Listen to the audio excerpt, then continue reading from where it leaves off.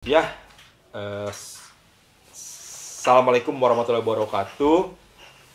Selamat siang, pagi, malam, adik-adik. Wah, ini dari jarak jauh, jadi semoga berguna buat semua waktu ini ya. Adik-adik selamat, senang bertemu dengan adik-adik. Saya Eko Kriswanto dari Save the Children. Save the Children, kenalan dulu ya. Save the Children itu satu lembaga yang banyak bekerja untuk anak-anak di seluruh belahan dunia ya. Berdiri lembaga kami 1919, jadi sudah lama sekali. Kenapa berdiri? Karena pada waktu itu terjadi perang adik-adik. Perang antar negara ya, perang dunia pertama ya. Kalau adik-adik lihat di tahun 1991 itu perang dunia pertama. Nah, ketika perang dunia pertama itu, yang paling jadi banyak korban dari perang adik-adik adalah anak-anak. Itu, anak-anak banyak yang terkena perang dan menderita. Nah, kemudian di mana-mana. Nah, waktu itu ada seorang ibu dari Inggris, Ibu Eglantine Jebb. Ibu ini kemudian menjadi pendiri Save the Children. Ibu ini peduli dengan situasi itu. Nah, pada waktu itu ya, dia ingin bantu anak-anak. Nah, dia tidak melihat itu anak Inggris atau anak musuhnya. Kemudian ibu itu menggalang dana, mencari dukungan untuk membantu anak-anak di negara-negara yang berperang itu. Jadi bukan hanya anak Inggris, anak negaranya, karena ibu itu orang Inggris, tapi dia bantu juga anak-anak lain yang sebetulnya anak-anak negara musuhnya. Nah, itu adik-adik. Jadi nilai-nilai perdamaian yang dibawa oleh Ibu Eglantine Jebb ini kemudian berkembang terus sampai sekarang. Itu menjadi nilai-nilai organisasi kami, Save the Children. Itu adik-adik ya. Jadi itu sedikit perkenalan mengenai Save the Children, lembaga. Jadi Save the Children ada di hampir seluruh belahan bumi ya. Kita kerja di hampir 120 negara. Jadi kita ada di 120 negara. Adik-adik bisa cek aja ya, Save the Children gitu. Klik, nanti bisa lihat ada di banyak negara, termasuk di wilayah Indonesia. Kita banyak bekerja untuk isu pendidikan, kesehatan, remaja, seperti itu ya. Kemudian kebencanaan. Nah, untuk di beberapa negara lain, kita juga masuk ketika terjadi konflik adik-adik. Konflik perang itu memakan banyak korban. Sehingga Save the Children selalu ada di wilayah-wilayah konflik. Dan konflik itu sangat mengerikan adik-adik. Situasinya sangat buruk, mengerikan, banyak jadi korban, tidak ada pilihan, sehingga ya sebaiknya tadi hindari konflik. Dari kecil ya, kecil, jangan sampai konflik besar menjadi kayak tadi perang antar negara. Oke, ada kaitannya dengan materi kita ya adik-adik ya. Pertemuan ini kita akan berbicara mengenai sekolah ramah anak. Nah, ini nih, sekolah ramah anak. Apa ya? Memang ada sekolah yang tidak ramah anak.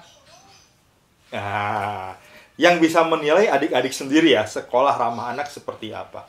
Banyak komponennya adik-adik ketika kita bicara sekolah yang ramah untuk anak. Banyak ya komponennya.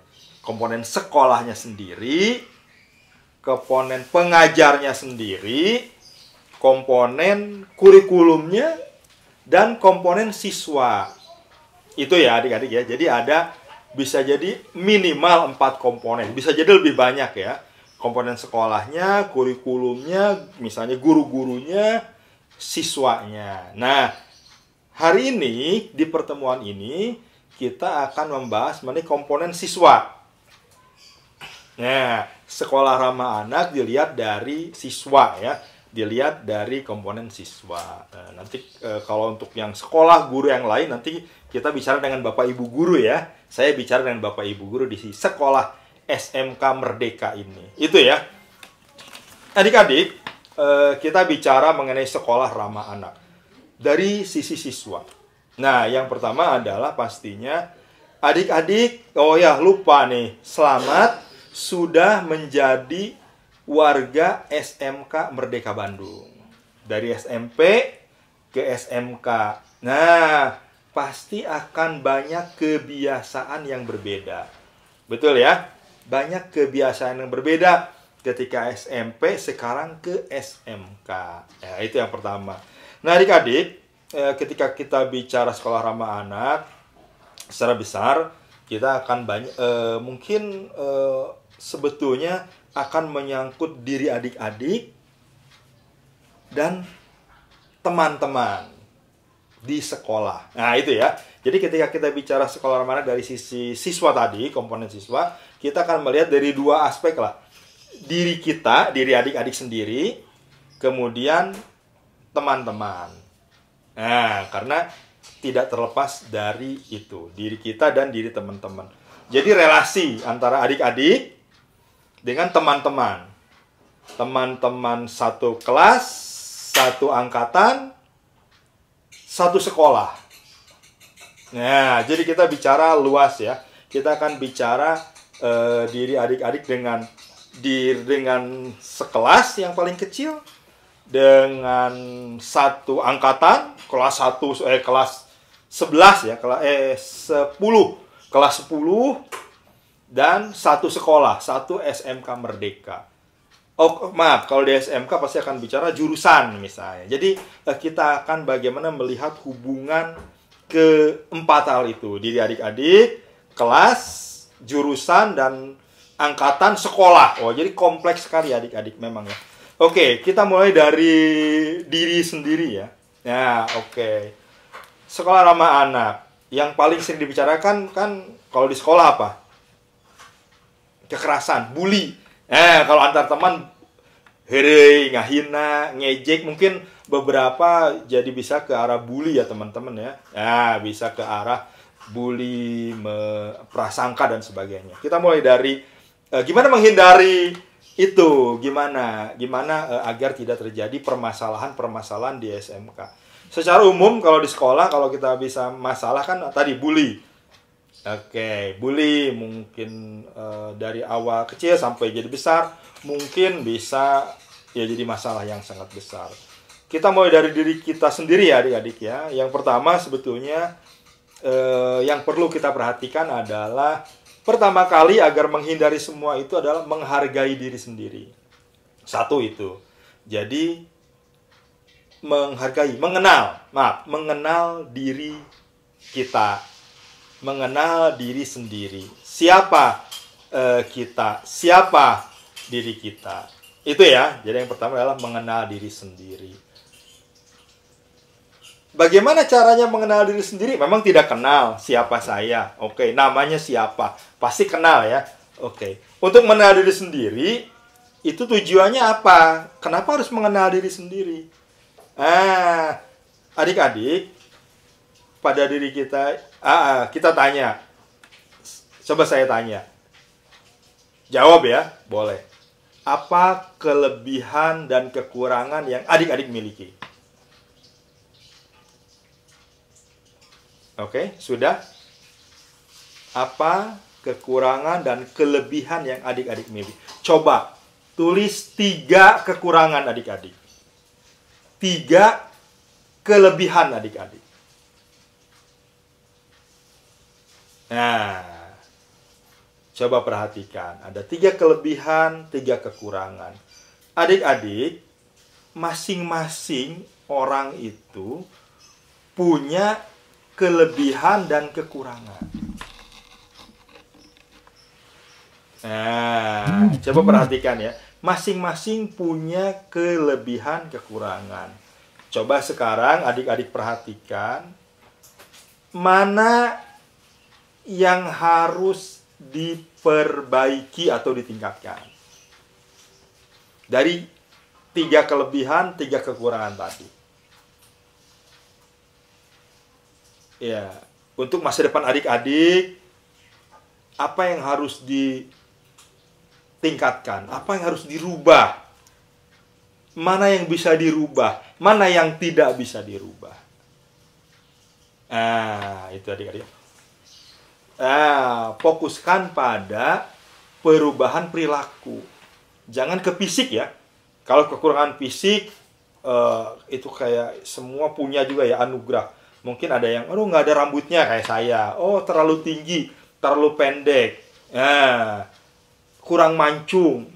Itu putih. Itu oke, itu fisik.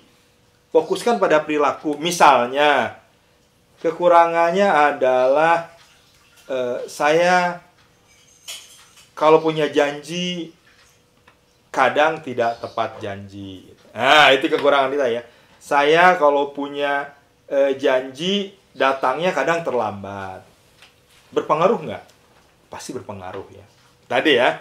Oh, saya kekurangannya misalnya boros. Nah, itu hal itu yang kemudian harus difokuskan untuk dirubah. Itu adik-adik ya. Jadi kita melihat diri sendiri. Kenapa penting melihat diri sendiri dalam kaitannya relasi dengan orang lain? Nah, ada beberapa hal ya. Pertama, kita bisa lebih percaya diri. Kita lebih mengenal diri siapa saya, berarti adik-adik akan menjadi lebih percaya diri. Kemudian kedua, dengan mengenal diri, kita bisa ngukur. Jadi ini anugerah dari Allah Subhanahu wa Ta'ala ya, apa yang kita dapat ini. Itu. Dengan mengenal diri kita bisa melihat mana yang harus dirubah, mana yang tidak bisa dirubah. Nah, kita melihat seperti itu. Mana yang harus diperbaiki. Dengan mengenal diri, kita juga akan menghargai orang lain. Itu yang pasti ya. Kenapa? Karena dengan kita mengenal diri kelebihan kekurangan, kita juga akan melihat orang lain, teman-teman kita juga punya kelebihan dan kekurangan. Itu adik-adik ya. Jadi dengan tahu diri kita siapa, kita juga akan tahu, oh orang lain juga sama, punya kelebihan dan kekurangan. Kalau kelebihan jangan jadi sombong, kekurangannya jangan bikin minder. Itu yang penting. Tapi rubah untuk perbaiki masa depan. Jadi nggak boleh sombong dengan kelebihan kita, nggak boleh minder dengan apa yang kurang. Justru cari kekuatan yang kita bisa rubah apa. Itu adik-adik ya. Itu yang penting. Jadi pertama adalah mengenal diri. Kemudian setelah mengenal diri, kita juga harus punya tujuan. Nah, ini penting, tujuan. Punya mimpi ya. Semua punya mimpi ya. Oh, pengen kaya. Nah, punya mimpi. Nah, mimpi itu harus diterjemahkan menjadi tujuan, jadi goals. Itu adik-adik ya. Punya mimpi. Apa? Pingin membahagiakan orang tua, pingin kaya, semua pingin. Pingin punya mobil mewah, semua pingin. Itu mimpi. Mimpi ya. Pingin jadi artis, mimpi. Pingin jadi YouTuber, mimpi. Nah, supaya mimpi itu terwujud, dia harus dibikin tujuan. Ya. Bedanya mimpi dengan tujuan, itu kalau mimpi bebas. Mau apapun bebas. Mau kaya, mau jadi superstar, mau jadi artis, mau followernya 10 juta kayak Atta Halilintar, mimpi bebas. Cuman ketika bicara tujuan, berarti mimpinya harus dikemas. Mimpinya dikemas menjadi lebih jelas. Itu tujuan. Jadi tujuan itu mimpi yang sudah jelas. Jelasnya seperti apa? Ada ukuran lah, ada ukuran. Oke, setahun ke depan, 2 tahun ke depan, apa? Kalau mau jadi YouTuber, oke, saya mau jadi YouTuber. Berarti kan harus bikin tahapan. Step, planning, action. Tahapannya apa mau jadi YouTuber? Saya punya kontennya, sukanya apa? Saya berlatih untuk ngambil video misalnya. Saya berlatih, saya memasarkan konten dan sebagainya. Itu adik-adik ya. Jadi pasti akan ke sana. Jadi tujuan. Semakin tujuan adik-adik jelas, maka akan semakin lebih baik ya. Semakin jelas. Adik-adik tidak akan terganggu. Tadi ya, mengenal diri punya tujuan. Jadi adik-adik nggak akan keganggu kalau tujuannya jelas. Ya, nggak akan terganggu oleh drug, oleh ajakan-ajakan yang menggoda.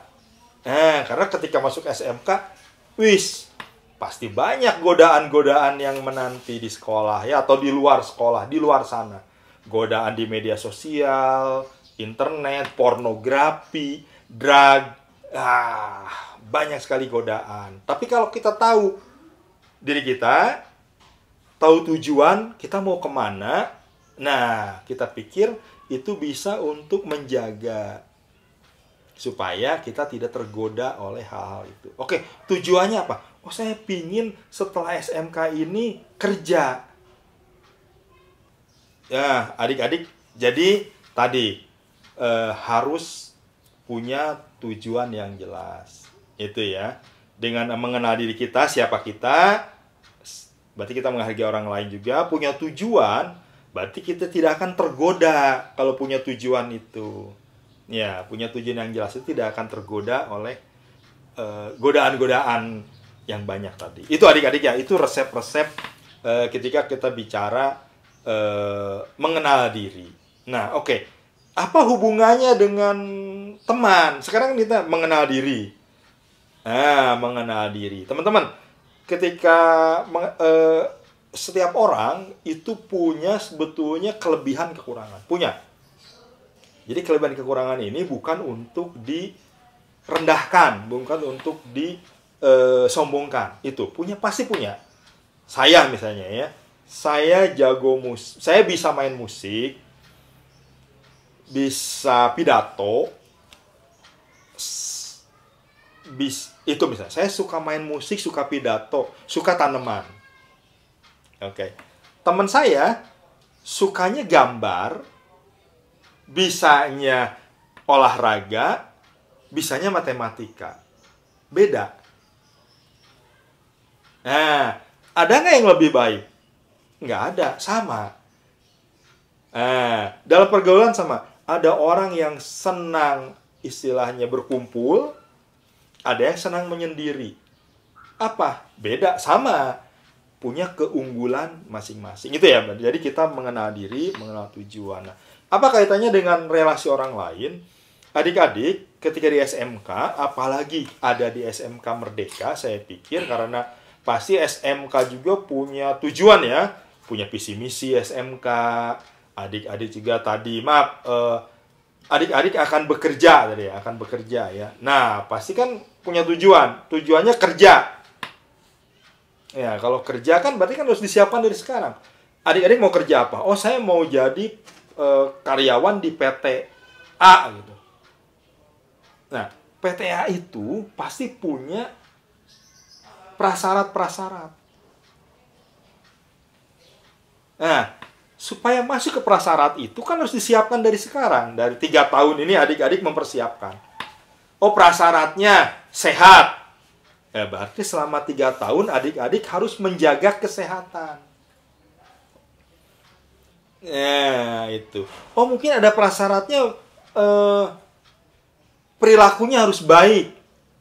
Nah, 3 tahun adik-adik harus menjaga perilaku. Itu kan yang penting. Tadi, sehat. Berarti kan adik-adik harus sehat. Nggak boleh begadang, mungkin keluar malam dikurangi selama 3 tahun. Mau tidak mau kan mau jadi karyawan PTA yang adik-adik cita-citakan. Harus sehat. Tatoan mungkin. Nah, mungkin sebaiknya enggak lah ya. Kenapa? Karena bisa jadi itu juga mungkin di ini. Kemudian tadi sehat, kemudian perilaku. Semua pekerjaan adik-adik ke depan untuk level adik-adik pasti diminta nanti SKCK, surat keterangan kelakuan baik lah misalnya. Nah, berarti kan adik-adik harus perilaku baik. Rekomendasi, jangan sampai nanti adik-adik malah ini ada terlibat A, terlibat B. terlibat beragam, nanti mungkin perusahaan juga tidak akan mau. Jadi itu adik-adik.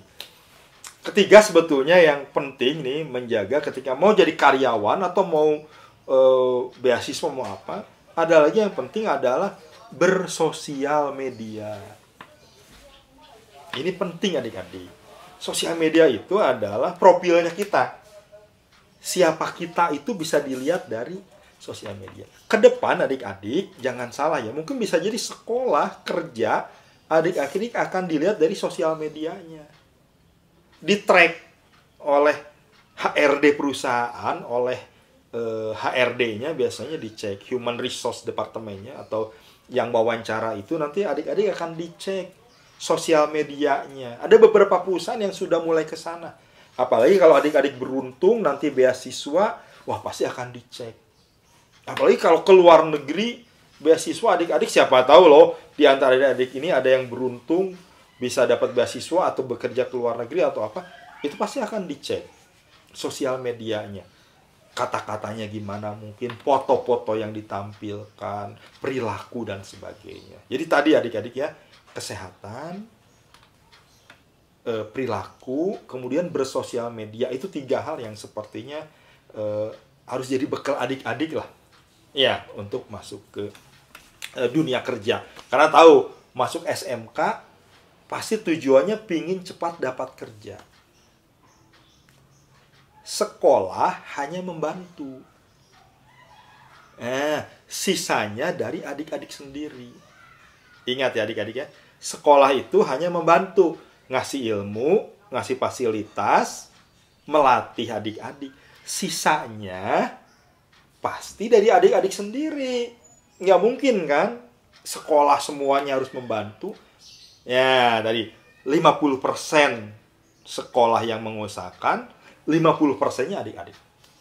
Jadi adik-adik nggak bisa tergantung sama orang lain, pasti sama diri sendiri. Nah, jaga dari 3 hal tadi, kesehatan, perilaku, sama sosial media lah. Itu pasti yang akan sering kita dapatkan adik-adik.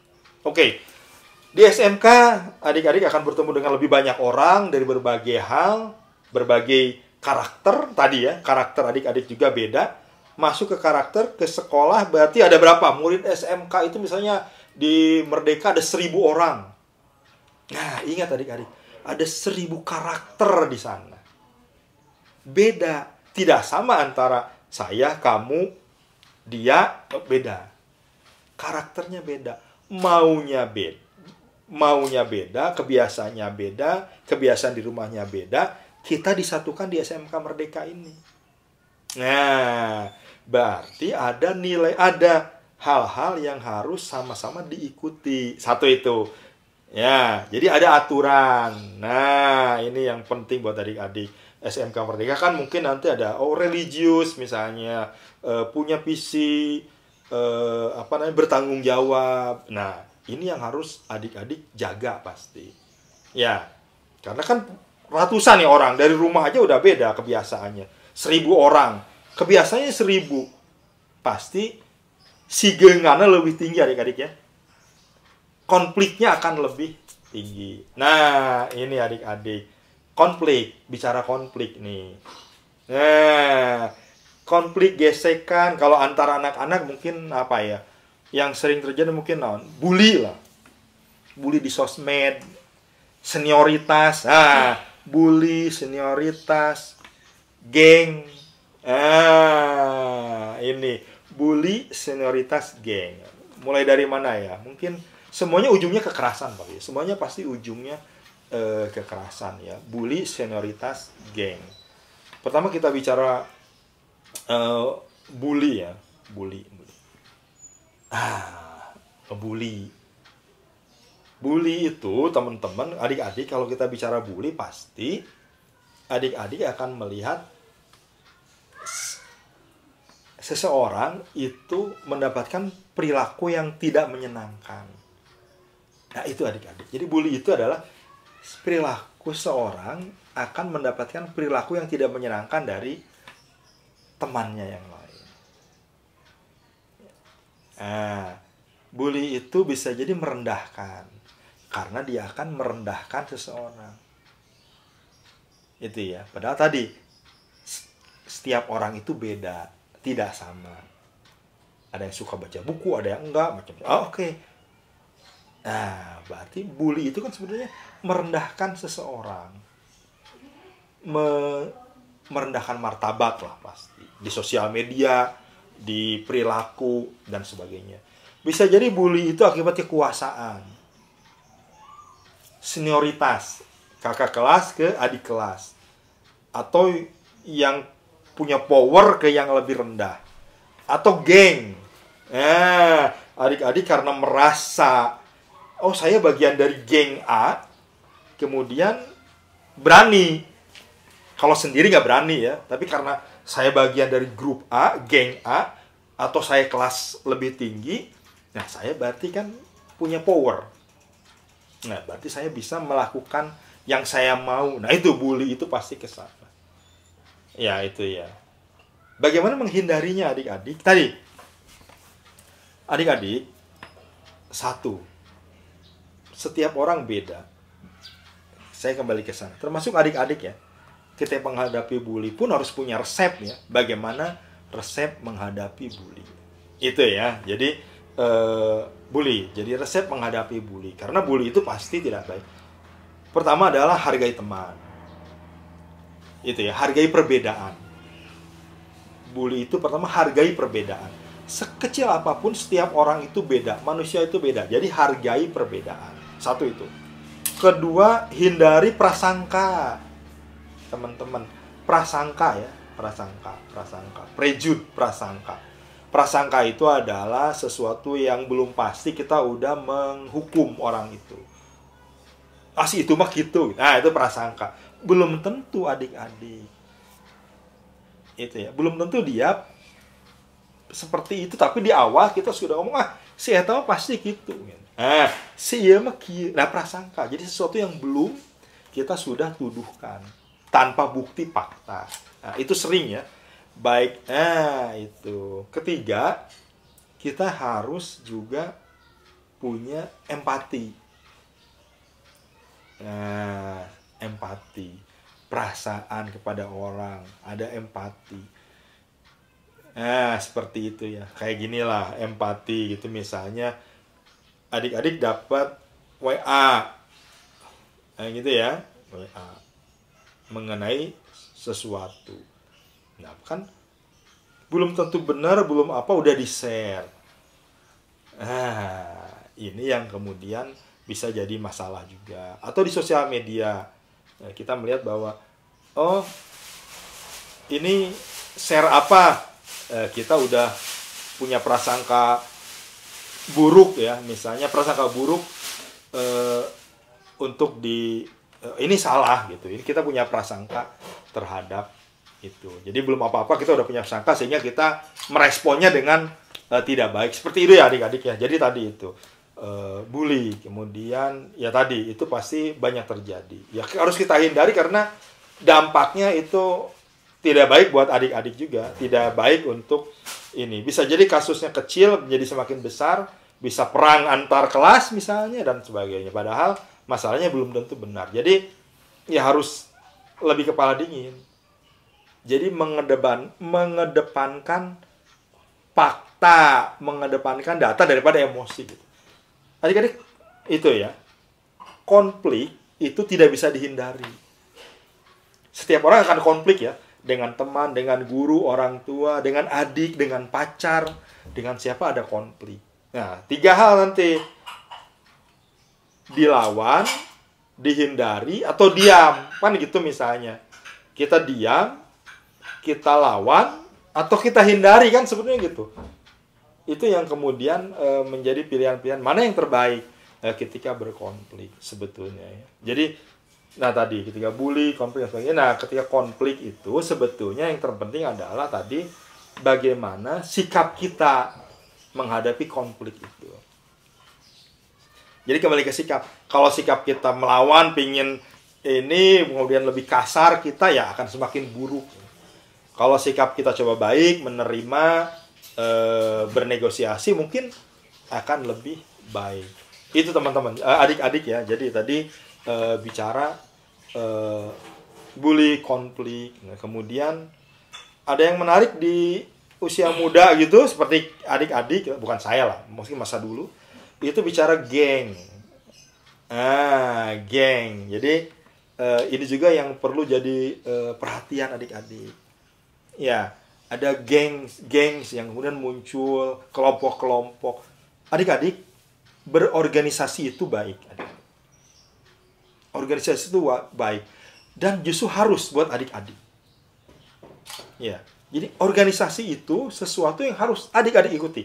Di sekolah nanti ada PMR, mungkin ada remaja masjid, ada bahasa Inggris, ada futsal, ada kewirausahaan, ada banyak organisasi di Merdeka. Saya pikir adik-adik harus ikut. Kenapa? Karena organisasi itu akan membantu adik-adik. Membantu adik-adik untuk tumbuh, berkembang, lebih baik, lebih percaya diri, belajar. Itu. Cuman ketika bicara organisasi atau kelompok, itu nanti ada kelompok-kelompok juga yang mungkin tidak terlalu baik juga, atau tidak baik lah buat adik-adik. Nanti mungkin kelompok-kelompok yang terkait dengan misalnya kekerasan, misalnya geng.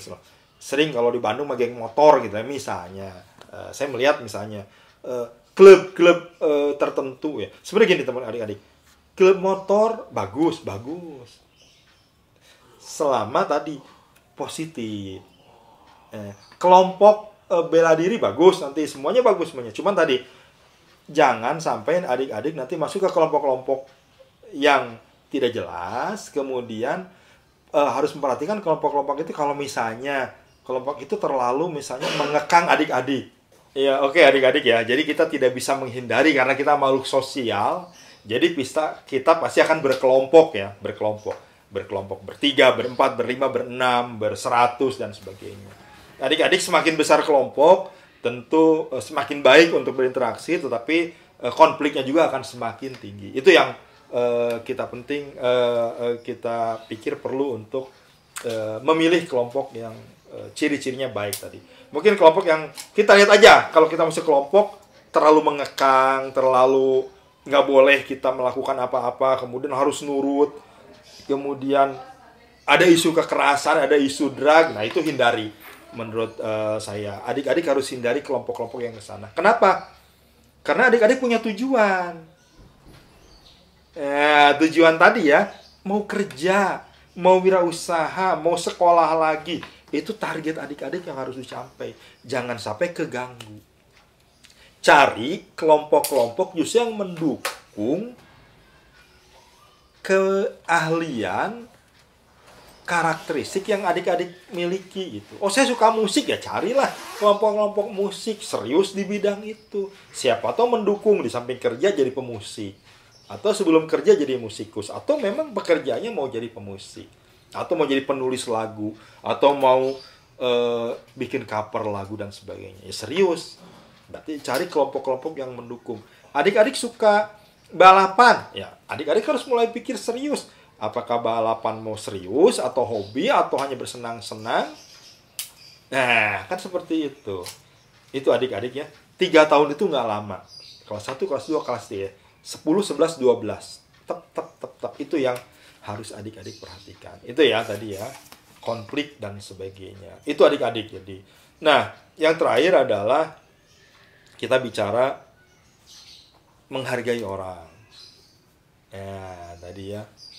Menghargai teman, respect, menghargai. Istilahnya kan, bagaimana mungkin orang mau menghargai diri kita kalau kita sendiri tidak menghargai orang lain. Itu teman-teman ya.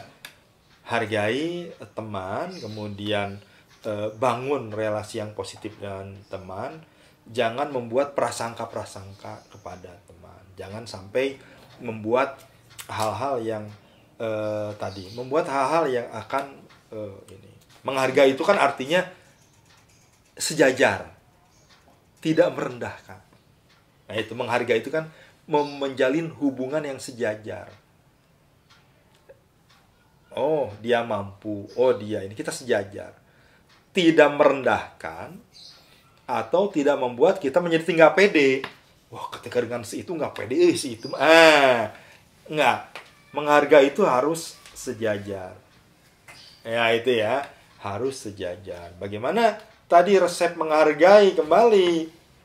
Kenali diri kita, kenali orang lain, kenali kelebihan kekurangan diri kita, kenali kelebihan kekurangan teman kita. Kemudian akan saling menghargai. Hindari prasangka, sesuatu yang belum tentu. Kemudian jalin hubungan yang positif. Ya, hubungan positif itu kan tidak menindas. Itu hubungan positif ya. Tidak menindas, tidak maksakeun kahayang. Nah, itu hubungan positif. Tidak menindas, tidak maksakeun kahayang, tidak hayang menang sorangan. Nah, itu adalah hubungan positif. Itu ya. Jadi menghargai itu ada beberapa tahapan. Kemudian menghargai yang penting sekarang adalah di sosial media. Nah, karena pergaulan adik-adik kan sekarang nggak hanya di sekolah, di sosial media. Menghargai juga di sosial media. Bagaimana caranya? Oh, adik-adik lebih pinter lah kalau sosial media. Saya mungkin nggak terlalu ahli. Misalnya, hargai itu kan diri kita hargai kan, menghargai itu menghargai diri kita, menghargai orang lain ya. Berarti kan kita posting yang baik. Berarti kan menghargai diri kita. Posting yang baik, yang positif. Kemudian merespon posting orang lain dengan positif. Nah, itu menghargai. Ya. Itu kan menghargai. Berarti kita ketika orang lain posting, berarti kan kita merespon dengan positif. Nah, postingannya, IG story-nya atau apa kita merespon berarti. Kalau kita mau posting sesuatu yang positif juga supaya dihargai orang kan gitu. Jadi akhirnya menghargai ini akan merupakan dua hal ya dari teman kita, dari diri kita. Nggak mungkin kita ingin dihargai tapi ke orang lain tidak menghargai.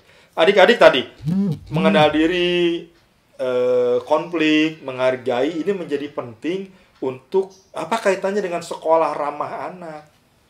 Nah, ketika tiga hal itu diperkuat, relasi di sekolah itu antar siswa akan menjadi kita pikir lebih baik. Nah, SMK Merdeka sendiri merupakan suatu SMK yang saya pikir dia punya visi misi, punya budaya ya, punya kebiasaan, punya nilai-nilai yang baik, punya nilai-nilai prestasi religius. Nah, ini penting untuk adik-adik jaga juga sebetulnya. Jadi adik-adik ketika bicara ini adalah aman di sekolah juga menjadi membawa nama baik sekolah. Ini kemudian menjadi penting juga ketika aman ini tadi aman antar siswa, tidak terjadi kekerasan, tidak ada drag, tidak ada ini di sekolah, kemudian nama baik adik-adik akan terangkat terus, nama baik sekolah juga akan terangkat. Penting loh menjaga nama baik sekolah, jangan sampai ketika adik-adik suatu saat mau bekerja, ini dari mana SMK Merdeka? Waduh, ini mah tukang gelut, misalnya kata perusahaan. Aduh, itu mah banyak anak-anak yang drag. Nah, itu kan tidak menjaga nama baik. Tidak menghargai sekolah. Sehingga kalau itu terjadi, nama baik ini akan terus adik-adik. Jangan sampai adik-adik besok ini SMK mana? Wah, jangan diterima. Kan yang rugi siapa? Adik-adik. Jadi itu adik-adik ya. Jadi sepertinya itu saja ya dari saya. Semoga ini bermanfaat buat adik-adik. Itu ya. Jadi semoga bermanfaat buat adik-adik dan semoga tadi sekolah adik-adik, sekolah SMK Merdeka ini menjadi sekolah yang ramah buat anak-anak. Oke, adik-adik itu. Jadi tadi ya, itu semua untuk menjaga nama baik adik-adik, juga nama baik sekolah. Ya, karena SMK Merdeka itu SMK yang kalian harus jauhi tadi narkoba, jauhi bullying, harus berprestasi, religius, karena SMK Merdeka itu SMK juara. Iya, terima kasih adik-adik.